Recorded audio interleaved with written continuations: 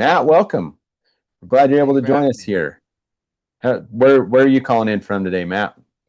I'm right outside of Austin, Texas. Austin. Very good. Yeah. Very good. Well, welcome. Welcome. Glad you're able to join us. Give us a preview. What are you going to be talking to us about today? And then we'll jump right in. You guys asked me for me to talk about permaculture at scale, Yeah. and I'm going to do that. We're going to dig into that. Okay. That is awesome. That is awesome. And again, 30 minutes, Mhm. time goes by fast. Oh yeah. You probably whet the appetite, but this is going to be great. So let's jump right in. Okay. Well, I was a high school English teacher, so I definitely know time constraints, and so let's just dive right into it. So, large scale permaculture, most folks lately have been asking me about microscopy, soil science. From the soil perspective, like how do you prove regenerative, right? But I started off in this space really in permaculture. So it's really fun to kind of circle back and connect these things because it really reveals my motivation and what my thinking behind everything in Yeah. my whole soil world. So what is permaculture is where we should begin with this, because a lot of people don't know what that is. A lot of people have preconceived notions. The thing is, it's a shared term. There's no head of permaculture. Anyone who gets certified can teach it. And so you end up having all these people you share this term with. Similarly to how you're sharing regenerative ag potentially with other people, there's a little bit more cohesion, I would say, in regenerative ag. There's not in permaculture. So you may find people that are saying things that you just do not agree with. And then someone else is doing permaculture and you completely agree with. And they're like, so I just want to like put that out there. My definition of permaculture comes from Bill Mollison, comes from David Holmgren, who are the co originators of the concept. And I am an academic at heart, and so I read and I study and I go to the sources. Where do these things come from? What inspired them initially was perennial agriculture, tree culture, permanent culture, permaculture. So this idea of, the oak savanna, acorns, the chestnuts, like these perennial crops, these were really attractive to a lot of people about 100 years ago because we were shifting into annuals only, basically. So that was early permaculture. That's where the term really came from, permanent agriculture. And it later involved homesteading and then small and large sites. It's this philosophy that remains the same. And that philosophy is earth care, people care, and future care, and the overlap between those. Now, you're going to find people that say, oh, future care, I thought it was fair share. Who decides what's fair? Right? Are you redistributing wealth? Wait a second. We know where this leads, right? Like those of us who know history, certain words are like red, like you hit the red buzzer. Now we're gonna arm ourselves, And so, especially in America, when they brought some of those terms, we were like, you can't do that. We know where that leads. And so, future care actually is what I felt like was what they're trying to get at. They're trying to take care of all these things as they move forward in the future, plan wisely, set things aside, preserve things, conservation, stewardship, those kinds of things, looking forward into the future, planning 7 generations ahead, 100-year business plans, those kinds of things. That's really what they were leaning into with that. And so I call it future care. What was wild was someone suggested that to me in a comment on like a thing years ago, like 10 years ago, and I adopted it and it made sense and everything. But then I heard that, it was coined originally at an African permaculture convergence. And so it's just something that I think naturally was going to happen anyway, because it doesn't have any of those political ties. It doesn't have the negative connotations, and it makes perfect sense. And we'll cycle back to it and show how it makes sense. But all of us resonate with earth care if we're tending the earth and stewarding it. All of us understand that this is ultimately people care because healthy soils create healthy plants, which create healthy animals and people right? That's unbreakable. And so, because this is how broad the lens really is, you suddenly, like all those people who are purists and no true Scotsman fallacy people in permaculture make no sense. Because if you look at it through this lens, you're like, oh yeah, Joel Salatin, Greg Judy, Mark Shepard, Darren Doherty, Jean-Martin Frotier, Curtis Stone, Todd Harrington, they're all regenerative ag. They're all permaculture, right? Because it's a philosophy and it's a lens for making decisions. And if you're like, this is all very broad, you're saying backyards, Jeff Lawton, and then Joel Salatin. I mean, you got someone who's doing sites and like cute things that are for that person and that farmstead, while this other person's 100 acres.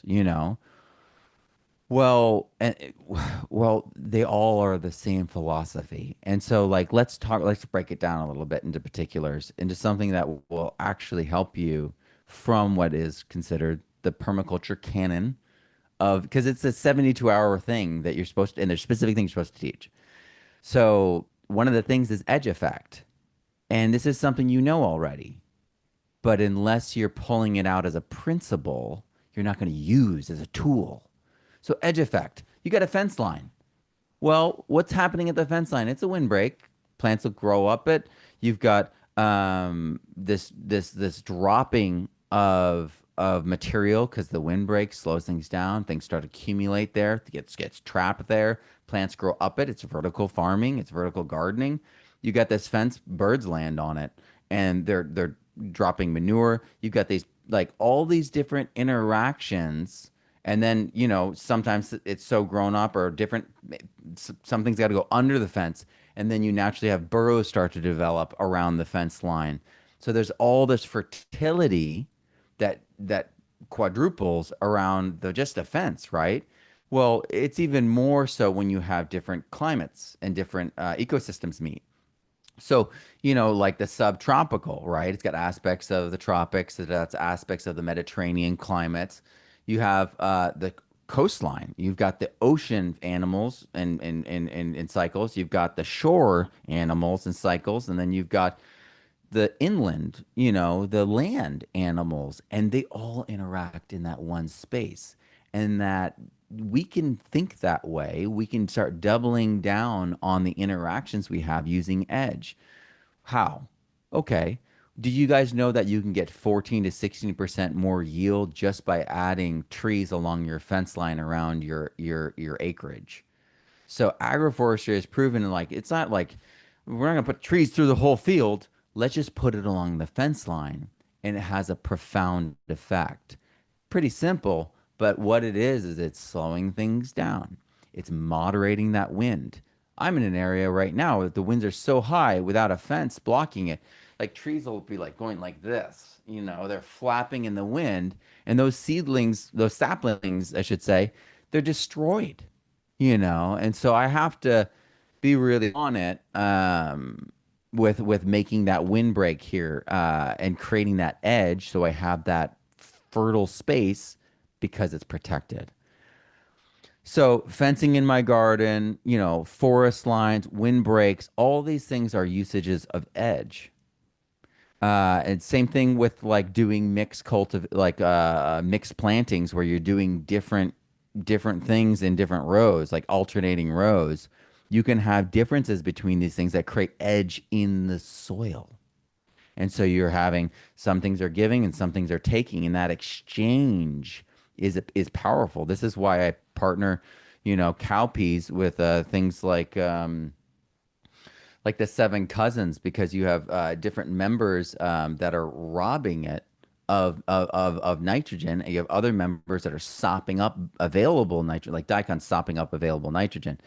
And so you create this synergy of effect, and it's philosophical and it's practical at the same time, because you're like, man, with my business, how do I create more edge? How do I create more interactions between my products?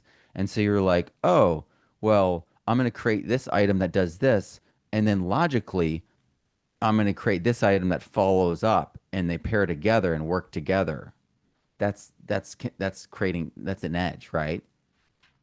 So you can think about it all those different ways. Water harvesting. You got to manage your moisture more or less. I have students who are in the Indian monsoon and putting like they've got their earthworks, but then they've got gates. So when it gets crazy, they just shuttle the water and keep it going because they don't want it to destroy their patties or their terraces, right? And so that's again seems like common sense. But that's essentially what permaculture is. It's recognition of the cycles of nature and us staying in alignment with it so that we get a natural abundance, natural cycling. The Al Beta project in Saudi Arabia, 70 hectares in the middle of nowhere, they did huge amounts of water harvesting. I think it was like a 7 kilometer swale, and then it was all to focus on one end of it. So they like draw in all this water, all this just so that they can have enough moisture. You may have too much moisture. You need to be maybe using earthworks so you can drain your field off. You may be, angling things so that it allows it to just pearl off and infiltrate, but not devastate. And so understanding water harvesting and management is a fundamental component of permaculture. I mean, my workbook, you're going to be calculating the catchment. You're going to be calculating evaporation. You're going to be calculating infiltration, all these things. And that kind of knowledge, I mean, just for your homestead, just for managing for floods is incredibly important. Then you add that on top of your livelihood. It's for the 50-year, 100-year, 500-year floods or storm events. That's how we design a permaculture. So someone who's a shrewd farmer can take all this information and go, this is exactly how my grandfather thought. Or you know what I mean? And maybe that's exactly how you think. And this just makes it more conscious, more intentional because it's something that we're extrapolating, something that we're giving a name to. Soil testing holistically. I have the R soil database. This is something that permaculture really inspired. Living soil is something that's a principle in permaculture. When I got into it, it was living soil, but it wasn't.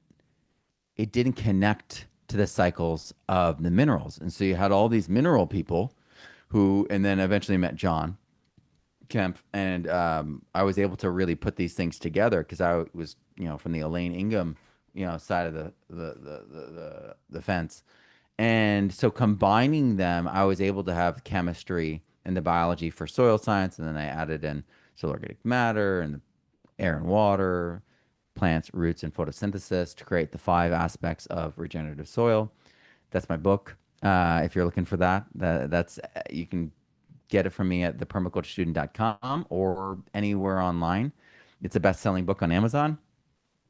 And so testing holistically is something that permaculture has really led me to. It doesn't, you won't find it in any other stuff other than mine, but you can see that that's what it leads to because you have to see the whole with permaculture because everything gardens, that's a principle of permaculture. And so people are using cattle to prepare land for farming because we know that's a natural principle. We know that happens in nature. And so many people are like, no, we got to keep animals. And no, we got to follow what nature does. We got to leverage the systems of nature for the best results. And least change for maximum effect. Like I said, common sense. And so you save time, money, effort. Be shrewd. And in my mind, I've always considered farmers to be shrewd. I come from Iowa farmers. We still have family who's farming in Iowa. And so that was always a thing, shrewdness. And so what does that mean? Well, let's just look at it pragmatically and brass tacks. If you use EM1 in concert with your nitrogen source, you can reduce your nitrogen inputs by 50 to 100%, depending on what's already there in your soil. But people with just microbes alone can replace 50 to 80%, like internal microbes, not in the roots, not in the soil. All that adds a ton more. But just internally with endophytes, they can do 50 to 80%. That's why Terraganics, the EM1 distribution folks here in America, they work with EMRO, Dr. Higa, the guy who created it in Japan. They're offering farmers as an advertisement 50% reduction on their nitrogen. Season one.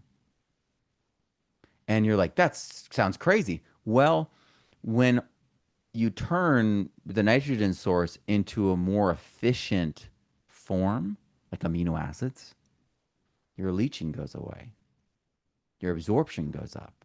So you use less. And then those microbes themselves literally are nitrogen fixers that provide nitrogen internally inside the plant. So your efficiency of delivery goes way up. They have the nitrogen in them, and then they've also used their the enzymes to create amino acids. So it's both.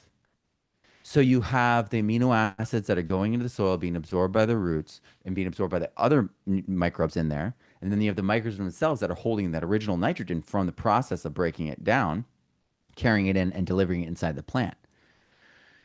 So it's so simple though. It's yeast. It's cerveza yeast. It's beer yeast, and it's actually ubiquitous. I mean, the grapes, the yeast dusting on there, and it's inside too. Wine was gonna happen, guys. Regardless, nature was gonna show us alcohol. That's why they figured out downed fallen fruit actually is alcoholic, and this is why the monkeys and the great apes are eating all that downed rotten fruit. Alcohol was gonna happen. I'm not, a huge fan of alcohol. I don't drink alcohol, but I use it to clean things. And I love kombucha and I love kefir, and there's a little bit of alcohol in there. And I love microbes that create a little bit of alcohol, natural levels that are awesome. So anyway, but my point is that just that yeast and then lactic acid bacteria, which is actually all over your body. That's what lactobacillus, it's all over your body. And it's in all the wheat. Like lab is it's inside the life cycle of wheat from the beginning to the end. It's inside the seed. And you can take fire and like stab it at the lab, and the lab would be like, it feels good. So like when they're like, we're sterilizing with compost. No, you're not. Lab is stimulated by that heat. So and it's all over your body, so it's okay. And this is what people are like drinking and being like, my stomach feels so much better. It's labs. And it's also inside all your healthy plants.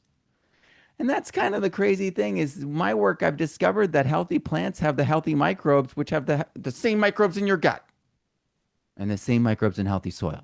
So it's one loop. And we're going to be able to start like watching this loop as community with this R soil database I'm making. Well, my team is making. It was my idea. But I'm not a programmer. And then AMF, arbuscular mycorrhizal fungi. This is what I mean by regenerative. You do it once and you don't screw it up. It's there forever. So what does that mean? It means 30 to 40% more yield potentially, as long as you don't have other limiting factors. Certain minerals being too low, it's gonna hold it back. But arbuscular mycorrhizal fungi can reduce phosphate fertilizer by 80 to 100%. And arbuscular mycorrhizal fungi, the way it forms phosphate, reduces nitrogen in the same, like it has to form the phosphate. Specifically NADH to NADPH.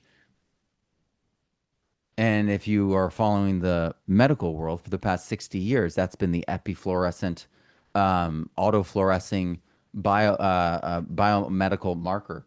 And that's why I use an epifluorescent unit to see the mycorrhizal fungi glow in roots. And so I can look at your roots and go, okay, so we inoculated, now it's here. You grow your season out. I come back next year for a day or two and look at your roots and then say, hey, your roots are still glowing. Don't ever pay for it again. You're done. You did it. You're regenerative. Let's go. Because we all know nitrogen fixing microbes are that way. You add rhizobia, you don't do it again. It's in there. They'll form the nodules next year. You can see it physically. Now you can see it physically. That's the power of this microscope.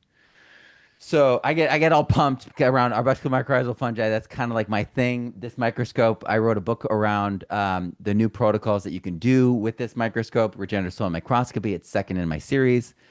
And so simple things like biochar holds 7 times its weight, 3 times its mass in water. If you're resetting your soil, if you have to break it up, if you have to till because maybe you're in an area that if you don't, it'll get too acidic with all the no-till and it'll release the aluminum. I have students like that too. I have students growing in crazy soils all over the world. Uh, you know, the shore farms of Vietnam will shock you with their pH. And they're like liberating heavy metals because of their pH. And so you really have to understand redox to really map that out. And that's a huge part of what I've been doing. But just to go back, I missed this part, but just go back to the water thing and the biochar. For every 1% increase in soil organic matter, you're able to hold 20,000 gallons of plant available water on the top foot per acre of land. That's from Elizabeth Kaiser, Singing Frog Farms. She's up to 12% organic matter. So adding biochar, it holding 3 times its mass in water is a quick cheat to get more water holding capacity in there. And if you got to break up that soil because you got a remediation problem, if you got to till that soil, and there's better ways to till. We got strip tillage now. We open it up, we plant the seed, we close it back up right there, and then you could haul in a crimped mat and then open the crimped mat and plant your seed in a thin little strip. So I know there's a no-till purism thing going on in the world today, but a lot of those people are just relying heavily upon glyphosate to do it. And so we need to be able to create tools and use tools in creative ways that allow us to do all these things. So I'm not an absolutist. I want you to see it also, and the way I always teach is menus because I want you to choose, you to see it for yourself so you can prove it to yourself. And if you can prove these things to yourself with an A/B comparison or being able to see it with a microscope and then seeing the results, the yield changes, you'll do this forever. But if you take my word for it and then try it and it doesn't work out because you're not checking and verifying, then you're gonna be like, wow, the internet, YouTube, you know. But this is why I teach this way, and this is why it's so empowering when you do it because it really works. And this is why people have doubled their yields with regenerative soil alone because it addresses all this stuff. And so permaculture really led me to soil and allowed me to double down on applying these principles and ideas to soil, and it just kept opening up more and more and more. I know I got 7 minutes. So once you know the power of nature, all these simple things become a no-brainer because it should be common sense, but it should be what's naturally there. And we've just done things to remove it, and we just gotta not do those things for them to be there or to come back or to remain when we add them back. I mean, just things like you got algae in your slough, well, add EM1 because that's purple non-sulfur bacteria in there that eats algae, right? Low soil organic matter, build soil organic matter with cover crops, compost, AMF, compost extracts, biofertilizers. Like you guys can do all this.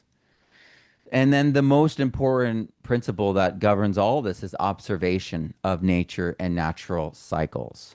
And so permaculture is the lens that allows us to better observe nature, but ultimately it's just that. We're just observing nature, recognizing natural cycles, universal principles, and trying to adhere to them, not block them, and synergize our systems with them.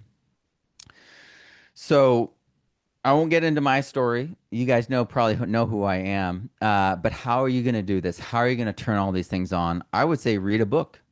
Check out Holmgren's books. Check out Bill Mollison's books. They're the originals. You can check out my book, The Permaculture Student 2, which is a hybrid of those things, an update and citation in the first peer-reviewed permaculture textbook. Uh, there might be I think I have it for free as an ebook somewhere on my website still. It might not be the case. I might have taken it down for a little while I reset the course around that. But you can check out Regenerative Soil and Regenerative Soil Microscopy. That will give you a pragmatic pinpoint focus for all this. And like I said, healthy soils create healthy plants, which create healthy people and healthy animals. And if you just check out that book, literally Regenerative Soil, you'll see how I go about it, and I go through how nature made soil, how plants act in nature, how we can work with that, what those things are, how to do those, the recipes, the actions, and how to make your holistic soil management plan. So that's all in there. But you can also go to a conference or join a community. I've got lots of online courses, but I also go to conferences like EcoAg, like this one, like Our Soil. I would have worn the hat, but I just got a haircut, and my wife wants to see my haircut, and she was like, "You better not wear the hat." So, yeah, and you guys can see how clean the hat is. It's got some work on it. But Our Soil is going to be happening again this year, and we had over 22,000 people attend last year. This year is going to be October 1st through 5th. I hope that you all join us. It's going to be incredible. Yeah, so Regenerative Nexus, that's in person, and anything local soil or permaculture, regenerative related, just grains of salt. Remember, permaculture is a term that everyone uses, and then people have run in different directions, in directions that you may totally disagree with. I certainly have certain people in permaculture that I'm just like, nope, and that's okay. I just want to say that so that you remember that. So it's all there waiting for you. This lens of pragmatism, this lens of like, well, what's most natural here? This lens of like, am I getting in the way of myself here? Am I costing myself money, time, effort? Those kinds of questions, you begin asking them, it opens a huge door, and it's like an open field. I literally knew Regenerative Soil, the book needed to be written. It was like sitting out there in the field, and I just had to go out there, walk out and I had to do the work and the research to do it right. But there are many things like that right now in regenerative ag. Like, we need new tools. We need new tools for even education. I'm doing my best. I'm going to create we're doing the R soil database. So before testing and after testing, and then your actions in the middle, that's never been done before. And then you being able to see not just the biology side, but then adding in the mineral and the DNA and all those things. This is going to give us holistic testing perspective like we've never had before. So if you look, you'll find a blue ocean strategy is waiting for you. You'll find that there's some, red sharks in the water, blood in the water. Everyone's fighting. Everyone's competitive because you're trying to all create the same mousetrap. Do something completely different. Regenerative ag is an opportunity to step out, take that moment to step as far out as you can into that blue water so there's no one else like you, because right now you can become the best in the world at something because no one's doing it. And you can be higher quality than everyone because no one else is competing in the regenerative ag space in this. And because regenerative ag gives you provably better food, more nutrient dense, more beautiful, more productive, all of that, you can be the best. And there's not many opportunities in life like that. So I encourage you to take advantage of this moment in time in history. Think about this.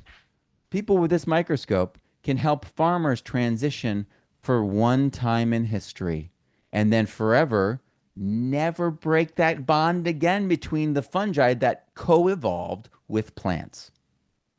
But it's going to take about probably 10 to 20 years, and then it'll be done. And then we'll check and make sure with this stuff and technology and maintain it. But these are the opportunities, and they're massive. So when you're farming your farm, recognize that you're not just farming your farm, you're farming the future, because healthy soils equal healthy plants, which equal healthy animals and people, and that all together equals a healthy future. I'm Matt Powers. Grow abundantly, learn daily, and live regeneratively. Thank you for being here. Thank you for choosing to live more regeneratively. Have a great day, everyone. Thank you, Matt. Thank you. That was awesome. Well said. Well done. We appreciate you being part of this event. Um, again, what is the best way to contact you? Do you want to share the website?